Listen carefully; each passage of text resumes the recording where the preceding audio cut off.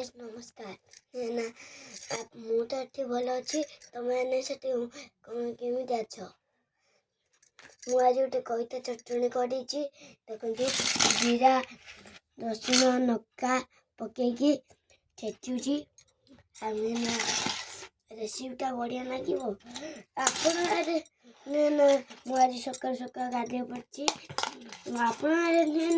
केमिटा आम आटे तो कईत चटणी कहती आपमिटा कौन कहती कईत को आम तो कईत चटणी कहती तुम्हारे कौन कहती आगे कहतु